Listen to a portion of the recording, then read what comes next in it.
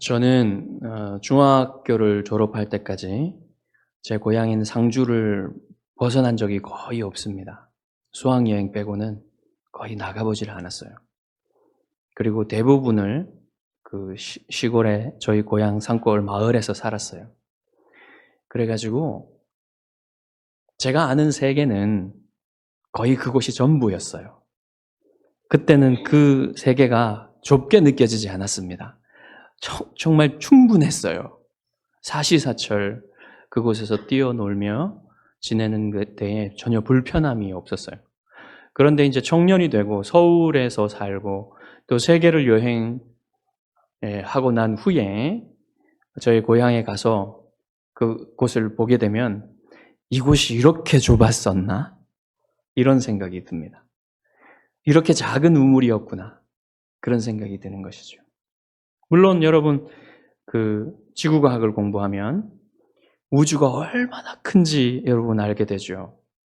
그 우주의 크기에 비하면 우리가 경험하는 이 세계는 정말 우리의 눈에 그 먼지처럼 보이는 그런 것일 수 있어요. 이 지구가. 그리고 또 반면에 양자역학 얘기 많이 요즘 나오죠.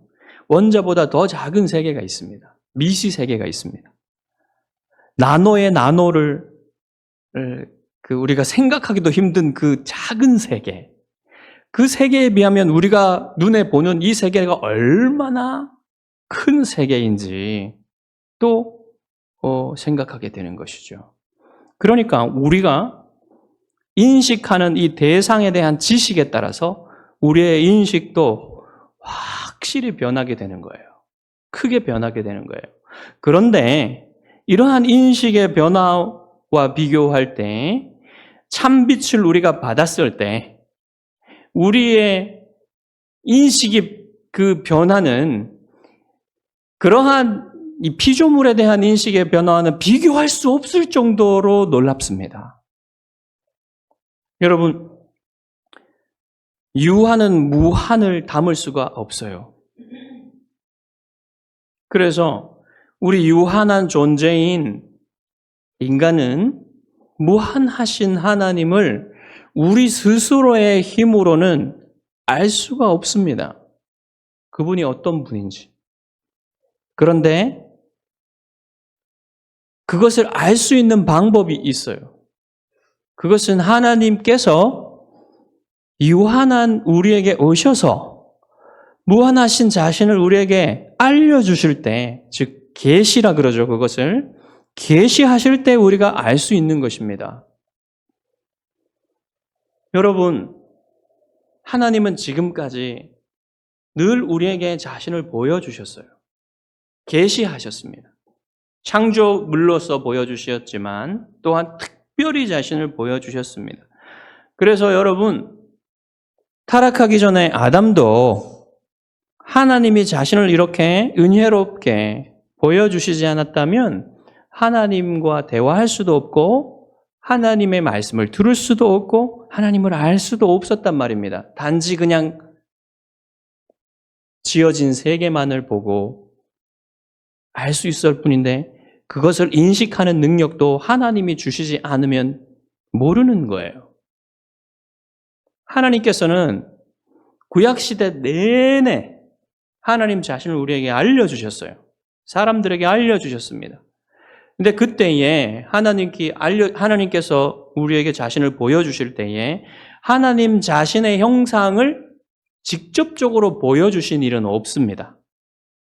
모세조차도 하나님이 지나가신 후에 그 뒷모습만 보았을 뿐이에요. 그런데 요한의 때에, 사도들의 때에 하나님께서는 자신의 형상 자체를 보여주는 참 빛을 우리에게 보내주신 것입니다. 그래서 사람들은 그 빛을 보고 하나님을 알게 된 거예요. 지금 그런 얘기들을 하고 있는 것이죠. 하나님이 우리가 지난주에 살펴본 것처럼 말씀을 보내셨고 그 말씀은 우리 사람들을 위해 비추는 참 빛이라 그랬죠. 그 빛은 바로 하나님의 자기 계시인 것입니다. 최고의 자기 계시. 문제는 이 빛이 우리에게 왔으나 사람들이 그 빛이 누구인지 모른다는 거예요. 그 빛이, 그 말씀이신 빛이 이 세상을 창조했다 그랬죠. 그분은 창조주이시며 이 온 우주 만물에 대한 소유권을 가지고 계신 창조주이십니다. 그 자신의 백성에게 그분이 오셔서 자신의 빛을 비추셨는데 정작 그들은 그가 누구신지 모른다는 거예요. 특별히 하나님께서 택하신 유대인들에게, 자기 백성으로 택하신 유대인들에게 와서 그들에게 자신이 나타나셨는데도 불구하고 그들은 그가 누구신지 모른다는 겁니다. 큰 문제죠. 그래서 여러분, 하나님께서는 이 빛을 증거할 사람, 이 빛이 누구인지 말할 사람, 증언할 사람을 보내셨어요. 그 사람이 누구냐면 요한입니다. 이 요한은 요한복음을 쓴 요한 사도가 아니고 세례자 요한입니다. 세례 요한이 여러분, 하나님께서 이 빛에 대하여 증언하기 위해서 보내신 사람, 선지자란 말이에요. 근데 이 요한은 어떤 사람입니까, 여러분? 요한은 예수님의 친척이었죠. 그리고 예수님보다 한 6개월 정도 먼저 태어난 사람이었습니다. 그 사람이 태어날 때부터 굉장히 비범하게 태어났어요. 제사장의 아들로 태어나서 어릴 때부터 광야로 나가서 털옷을 입고 엘리야 같은 형상을 가지고 메뚜기와 자연 꿀을 먹으면서 그렇게 광야에 외치는 자의 소리가 되어서 그곳에서 사람들의 죄에 대해서 회개하라고 외쳤고 사람들은 그의 목소리를 들으면서 그 애 앞에 나와가지고 회개의 세례를 받았습니다. 그의 명성과 영향력은 대단한 것이었어요. 유대인들 중에 세례 요한을 모르는 사람 아무도 없었습니다. 그의 명성이 점점 커져서 사람들은 이 세례 요한이 메시아가 아닌가 생각할 정도가 되었어요. 그래서 그에게 당신이 메시아냐 물었지요. 그러나 그는 나는 메시아가 아니라고 대답했습니다. 사도 요한은 이 세례 요한에 대해서 뭐라고 얘기하냐면 그는 메시아가 아니고 메시아에 대해서 증언하는 사람일 뿐이다 라고 얘기를 했어요. 그는 참빛에 대해서 증언하기 위해서 보내심을 받은 사람이지 참빛이 아니라고 했습니다. 그는 이 빛이 아니요 이 빛에 대하여 증언하러 온 자라. 이렇게 세례 요한에 대해서 말해야만 할 정도로 그의 영향력은 굉장한 사람이었단 말입니다. 그 사람은 아주 비범한 사람이었어요. 그러니까 그 사람의 증언을 받는 존재는 그 사람보다 훨씬 더 위대한 존재이겠죠. 그래서 그런 사람을 하나님께서 세우시고 유대인들에게 보내신 것입니다. 그의 증언이 얼마나 큰 힘을 갖겠는지 여러분 생각을 해보십시오. 여러분 400년간이나 이스라엘에 하나님의 선지자가 없었어요. 그런데 갑자기 한 사람이 나타나서 광야에 외치는 자의 소리가 되어서 엘리야와 같은 성정으로 모습으로 그들 앞에 나타나서 위대한 빛을 뿜습니다. 그러니까 사람들이 그의 목소리를 청종하면서 기대하게 되죠. 새로운 시대가 열리는 것이에요. 그러면서 세례 요한에게 나왔지만 그는 그 빛이 아니고 그 빛에 대하여 증언하는 사람일 뿐이라고 분명하게 말하고 있는 것입니다. 그가 여자가 낳은 자 중에서는 가장 큰 자라 예수님께서 말씀하셨는데 그것은 그가 바로 메시아와 가장 가장 가까운 장소에서 가장 가까운 때에 메시아를 증언하는 사람이었기 때문에 그래요. 그는 옛 언약의 마지막 선지자였습니다. 자, 9절부터 보시면 그 빛, 즉 말씀의 성육신에 대해서 이제 본격적으로 증언하기 시작하는데요. 성육신은 무엇입니까? 성육신은 말씀이 육신이 되어 우리 가운데 오셨다는 거예요. 그 말씀이 우리 가운데 오셔서 하나님의 영광을 보여주시기 시작했다는 말입니다. 그래서 성육신은 최고의 하나님의 자기 계시라 그랬죠. 예수 그리스도께서 이 땅에 육신을 입고 오신 것은 여러분 구약시대에는 하나님 자신의 형상의 본체의 영광을 그림자로만 보여주셨다면 이제 예수님의 시대에는 성육신 하신 이후의 시대에는 그 빛을 비추는 그 빛 자체가 와서 하나님의 형상 자체를 우리에게 보여주기 시작했다는 것입니다. 그런 시대가 되었다는 거예요. 그 빛이 우리에게 오셨다는 의미가 바로 그런 것입니다. 성육신이 이러한 의미가 있다는 것이죠. 여러분, 그런데 세상에 오신 그 참 빛을 대하는 사람들의 반응은 두 개로 정확하게 갈라지게 됩니다.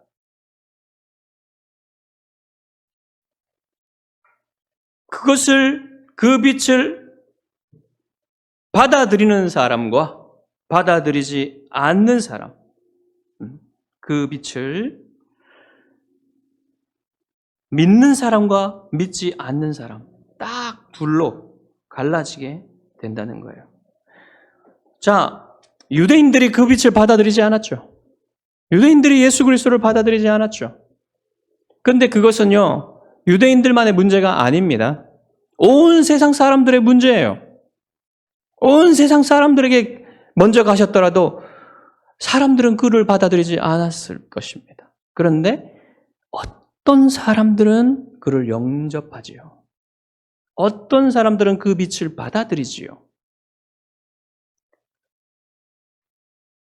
전인격적으로 지성과 감정과 의지를 다하여서 그를 받아들입니다. 요한은 바로 이 빛을 받아들이는 것, 즉 영접하는 것, 그것이 바로 믿는 것이라 이렇게 우리에게 말해주고 있습니다. 영접하는 사람들은 그 이름을 믿는 자들이에요. 그러면 그 이름은 누구의 이름입니까? 예수 그리스도의 이름을 믿는 자들이 바로 영접하는 자들이고, 바로 그들은 하나님께서 보내주신 그 아들을 믿는 자들입니다. 믿음은 그러니까 뭡니까? 하나님의 자기 계시인 예수 그리스도를 받아들이는 거예요. 전인격적으로. 지성과 감정과 의지를 다하여서 전인격적으로 받아들이는 것이 그게 바로 영접하는 것, 믿는 것입니다. 참빛이신 그리스도를 영접하는 자들, 그 이름을 믿는 자들은 놀라운 선물을 받게 됩니다. 그 선물이 뭐라고 그랬습니까? 하나님의 자녀가 되는 권세라 그랬어요. 그 하나님의 자녀가 되는 권세는 무엇일까요? 그것은 바로 그 권세는 다름이 아니라 하나님의 자녀가 되는 것입니다.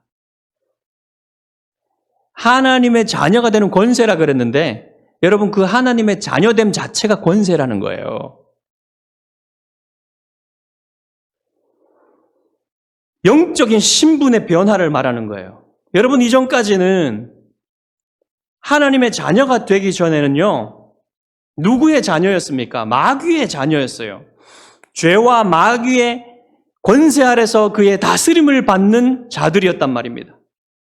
그래서 여러분 하나님의 자녀가 된 사람들은 이제 더 이상 죄와 마귀의 지배 아래 있지 않고 하나님의 보호를 받고 하나님께서 영원히 보호하시는 하나님의 자녀가 되어서 신분이 완전히 변하게 된다는 것입니다. 그것이 여러분 하나님의 자녀됨의 권세예요. 그래서 이 사람들은 하나님께 무엇이나 구할 수 있는 중보자를 갖게 되는 권세를 가지게 되는 것입니다. 이 어마어마한 신분의 변화, 이것이 바로 하나님 자녀됨의 권세라는 거예요. 이 권세야말로 진짜 권세입니다, 여러분. 여러분이 이 땅에서 누리는 권세, 이 땅에서 누리는 부, 이런 것들은 정말로 찰나일 것이에요. 찰나. 그리고 그들은 이 땅에서 누리는 권세와 부에도 불구하고 사탄의 지배를 받고 있어요. 그렇기 때문에 여러분, 그것이 진짜 권세가 아닙니다. 참 권세는 하나님의 자녀됨의 권세예요. 여러분, 대학 때에 제 동기 자매 중에 하나가 어머니가 신내림을 받은 무속인이셨어요. 그런데 이 자매가 예수님을 믿고 열렬히 예수님을 사랑하며 하나님을 사랑하는 사람이 되니까 어느 날 귀신이 그 어머니에게 와서 너도 예수 믿으면 너 딸을 죽이겠다. 이렇게 얘기했다고 합니다. 여러분, 사탄의 지배는요, 실제예요. 예수님이 이 사탄에 대해서 뭐라고 했습니까? 이 세상 임금이라고 했습니다. 그것은 그냥 수사적인 말이 아니에요. 진짜 이 세상 믿지 않는 사람들, 불신자들을 다스리는 자가 죄와 사탄이라는 사실을 여러분 말해주고 있는 것입니다. 사람들은 자신이 사탄의 지배를 받는지 모르죠. 몰라요. 모르면서 죄와 사탄의 지배를 받고 있는 것입니다. 이렇게 직접적으로 귀신의 지배를 받지는 않을지라도 간접적으로 그들은 모든 생각과 삶의 방향과 영혼의 성향에서 지배를 받고 있는 거예요. 그래서 여러분, 그 빛이, 그 복음의 빛이 전해져도 그 어둠 속에서 나오지를 못하는 겁니다. 나올 수가 없어요, 자기의 힘으로는. 빛이신 예수 그리스도를 영접하면 이제 이 어둠의 주관자의 지배로부터 벗어나게 되는 겁니다. 빛의 나라로 옮겨지게 되는 겁니다. 참 빛이신 예수 그리스도를 믿으면 모든 것이 다르게 보이기 시작해요. 하나님과 나와의 관계, 이 세상 피조물과 나와의 관계, 그리고 나 자신이 나를 보는 그런 인식, 다 변하게 됩니다. 특별히 나 자신을 보는 생각이 달라지게 돼요. 이전에는 내가 세상의 중심이었습니다. 모든 것이 내 중심이에요. 그러나 이제는 모든 것을 하나님 중심으로 보기 시작합니다. 나는 하나님의 자녀요. 나는 하나님의 은혜를, 사랑을 받을 자격이 없는 자이지만, 죄인이지만 하나님께서 나를 의롭게 여겨주신다는 사실을 알게 됩니다. 내가 하나님의 자녀가 되었다는 사실을 알게 됩니다. 그리고 그 은혜로 말미암아 하나님 안에서 조금씩 조금씩 거룩하여져 가는 사람이 된다는 것을 알게 돼요. 모든 것이 달라집니다. 저는 가끔 나는 자연인이다라는 TV 프로그램을 봅니다. 유튜브에서. 그러면 아주 이게 기분이 좋아요. 흙과 공기와 물을 벗삼아서 아주 느리게 이제 큰 욕심을 내려놓고 그렇게 삽니다. 보기 좋죠? 아주 좋아 보입니다. 그래, 남자들은 거기 나도 가고 싶은 생각을 품지만, 다 그렇게 할 수 있는 건 아니죠. 그런데 그 사람들의 모습을 보면서 모든 사람들이 생각할 것입니다. 저것도 몇십 년 못 가. 몇십 년이 뭐야? 어느 정도 살다 보면, 저러한 혼자 누리는 행복도 끝나게 된다. 이것 때문에 슬픔이 싹 밀려옵니다. 그리고 또 한 슬픔은 뭐냐면요. 저 자연인들이라고 하는 사람들이 자신이 그리스도를 모르기 때문에, 하나님을 모르기 때문에 행복을 어디에서 찾아야 될지 모르고 저것이 행복인 줄 알고 가장 큰 행복인 줄 알고 저렇게 한다는 거예요. 그것이 여러분 무한히 허무하게 만드는 겁니다. 이 세상에 어떤 사람들도 자신의 행복을 찾았다 하는 사람들, 여러분 다 허무할 뿐인 거예요. 하나님이 없으면. 그것을 아주 강렬하게 느끼는 게 나는 자연인이다입니다. 여러분. 모든 사람들이 이 참 빛이신 그리스도를 영접했으면 좋겠지만 그리스도를 영접하는 사람들은 그리 많지 않아요. 여러분. 왜 어떤 사람들은 그리스도를 영접하고 어떤 사람들은 그리스도를 영접하지 않을까요? 그것에 대한 대답은요. 단 한 가지밖에 없어요. 뭐라고 합니까? 요한이? 이는 혈통으로나 육정으로나 사람의 뜻으로 나지 아니하고 오직 하나님께로부터 난 자들이니라. 쉽게 말해서 혈통으로나 가문으로나 사람 자신의 선택 때문에 이것이 결정되는 게 아니란 말이에요. 유대인이기 때문에 자동적으로 하나님의 백성이 되는 게 아닙니다. 그리스도인의 부모님의 밑에서 태어났다고 해서 자동적으로 그들이 예수님을 영접하는 게 아니에요.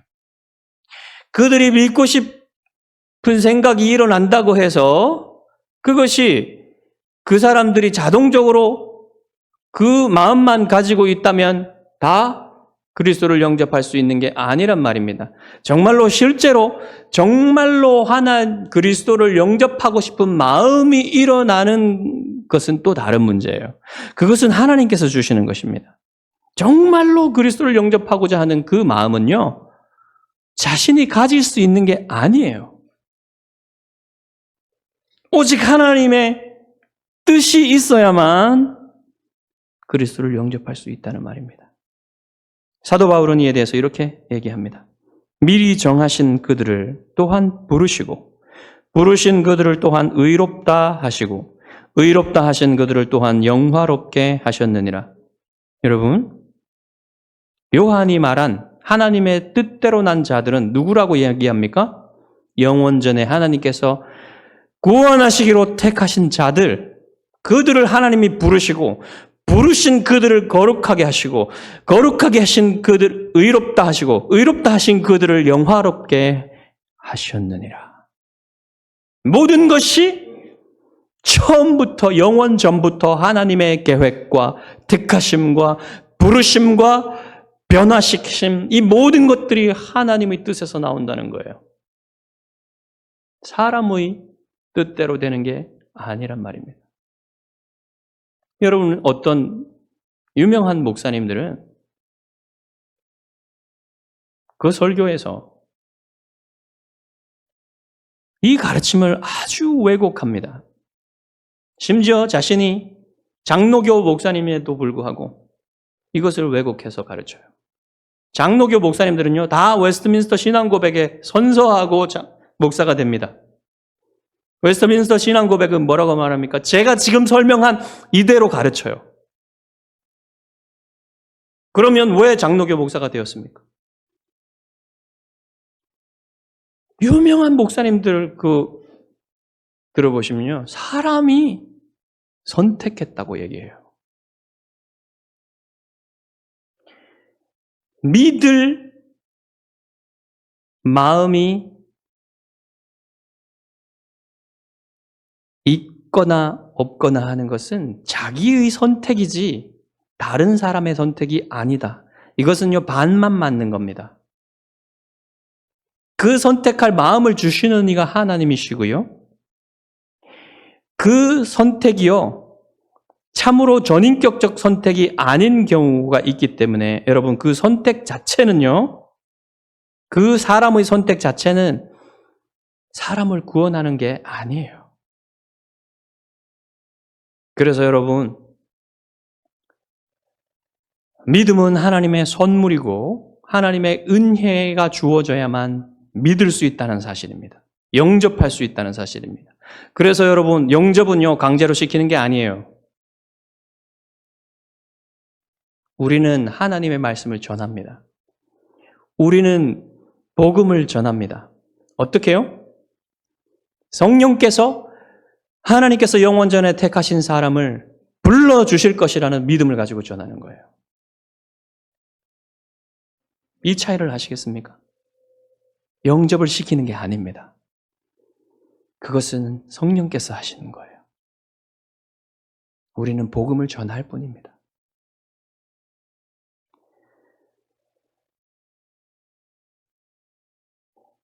자, 그런데 우리가 믿는 그 말씀, 그 생명, 그 빛이신 하나님의 아들은 하나님의 다른 모든 자녀들과 다른 아들입니다. 이것을 아는 것이 중요합니다. 옛 언약 백성들을 만나 주시기 위해 하나님께서 성막을 주시고 그곳에 임재하셔서 사람들을 만나 주셨죠?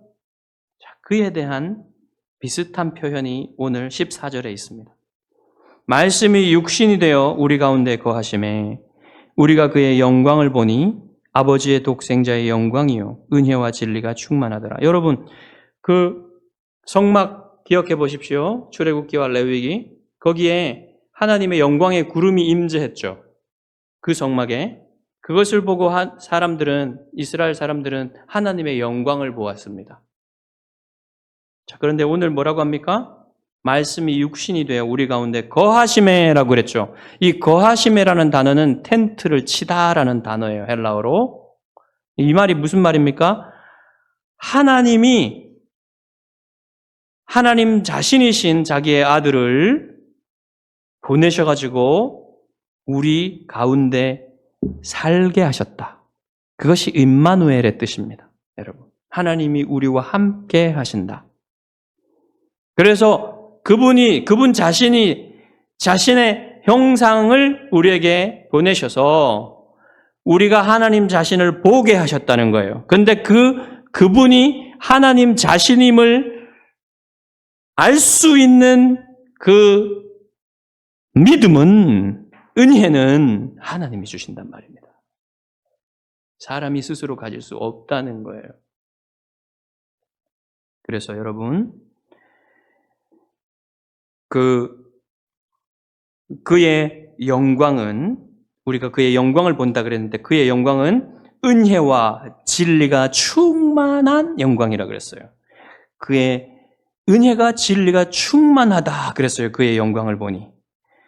그 은혜와 진리가 충만하다는 그 표현은요, 모세가 하나님께 출애굽기에서 뭐라고 했습니까? 하나님의 영광을 보여주시옵소서라고 기도했죠. 그때 하나님께서 그의 뒷모습을 보여주시면서 하나님 자신의 영광에 대해서, 속성에 대해서 선포하신 말씀이 있습니다. 그 말씀이 뭡니까? 여호와라, 여호와라, 자비롭고 은혜롭고 노하기를 더디하고 인자와 진실이 많은 하나님이라. 인자와 진실할 때 이 진실은 진리로 바꿔도 좋은 말입니다.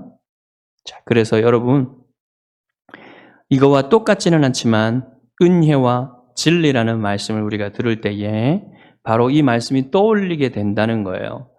자, 그러면 이 한 가지만 제가 지적하고 넘어가겠습니다. 은혜와 진리라는 이 표현은요, 오직 하나님께만 쓸 수 있는 표현이에요. 은혜와 진리가 충만하다라고 할 때 그 표현은 하나님께만 쓸 수 있는 표현입니다. 그러니까 예수 그리스도께서 하나님 자신이시라는 사실을 우리에게 말해주고 있는 것이죠. 자, 인성을 입고 우리 가운데 오신 예수님은 그분 자신이 하나님의 아들이신 독특한 아들이란 말이에요. 이 독생자라는 말은 우리에게 어떤 의미를 전달하냐면 하나밖에 없는 아들이라는 의미를 전달해서 좀 헛갈리게 만듭니다. 그 의미보다는요, 다른 아들이 아니라 독특한 하나님의 아들이라는 의미를 더 분명하게 전달하는 말이에요. 이 말이. 그는 하나님의 아들인데요, 영원히 하나님에게서 나시는 아들입니다. 영원한 아들이라는 말이 그런 말이에요. 그 아들 되심은 언제 하나님의 아들이기 시작한 때가 없어요. 영원 전부터 하나님의 아들로 하나님 아버지께서는 그 아들을 영원 전부터 낳으시고 계신단 말입니다. 그런데 그 아들됨이 하나님이 그 아들을 낳으심이 끝나는 시간이 없어요. 그러니까 하나님의 삼위일체의 제2위이신 하나님의 아들은 피조물이 아니라는 말입니다. 영원 전부터 영원 후까지 영원히 하나님의 아들이라는 거예요. 그것은 놀라운 신비인 삼위일체의 제2위이신 2위이신 하나님의 아들 되심에 대해서 우리에게 말해주고 있는 겁니다. 하나님 아버지와 하나님의 아들 두 분이 가지고 계신 삼위일체 안에서의 관계를 우리에게 얘기해주고 있는 것입니다. 세례 요한은 예수님에 대해서 증언하기를 뭐라고 하셨냐면 나보다 먼저 계시는 자다 그랬어요. 어떻게 해요? 세례 요한이 6개월이나 먼저 태어났잖아요. 그런데 나보다 먼저 계시다는 것은 그가 선재하신 분이다. 그가 하나님이시다. 라는 사실을 말해주고 있는 것이죠. 영원하신 분이시다. 그리고 예수님 자신도 뭐라고 그러셨냐면 자기 자신에 대해서 요한복음 8장 58절에서 내가 아브라함보다 먼저 있다고 하셨어요. 아브라함은 언제 사람입니까? 예수님이 오시기 전 2000년 전에 사람이에요. 근데 아브라함보다 먼저 있다. 그래요. 자기 자신을. 이것은 미친 것이 아니면 그분 자신이 하나님이시다라는 주장일 수밖에 없는 것입니다. 그래서 유대인들은 그의 증언을 듣고 그를 돌로 들어 치려고 했어요. 신성모독이라고 생각한 겁니다.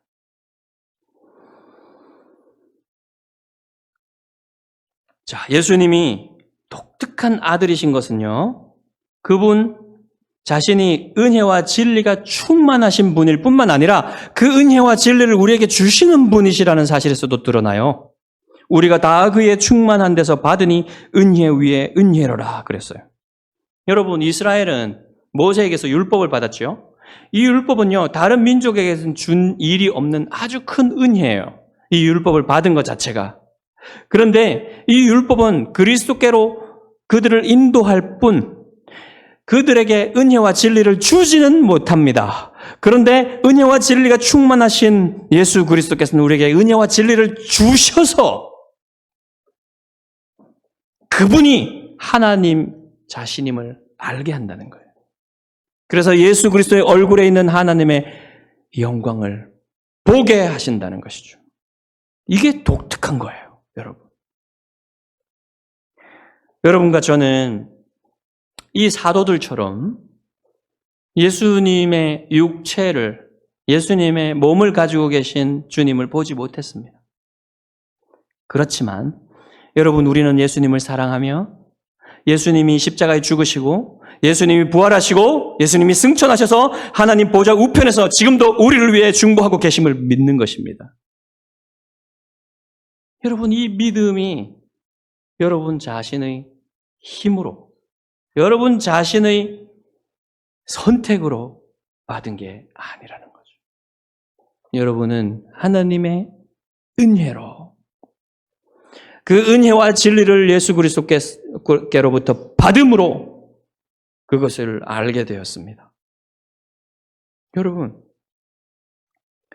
이것이 얼마나 큰 변화인지 아시겠습니까? 이것은 대변혁입니다. 우리 인생의 대변혁이에요. 이 놀라운 은혜를 주신 예수님을 평생토록 그리고 영원히 찬양하시는 여러분 되시기를 주님의 이름으로 축복합니다. 기도하겠습니다.